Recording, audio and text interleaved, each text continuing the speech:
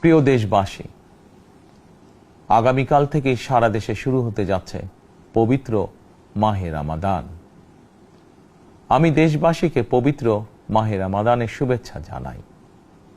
রমাদান আত্মশুদ্ধির মাস। আমরা যদি আত্মশুদ্ধি শব্দটির মর্মার্থ উপলব্ধি করি, তাহলে এই মাসে মানুষের ভোগান্তি বাড়ার কথা নয়।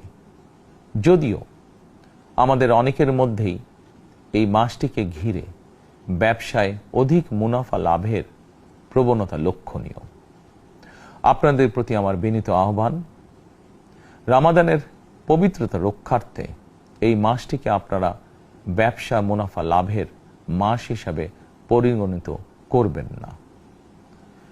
দ্রব্যমূল্য যাতে সাধারণ মানুষের নাগালের বাইরে না যায়, এ ব্যাপারে ব্যবসায়ীরা দয়া করে সতর্ক থাকবেন।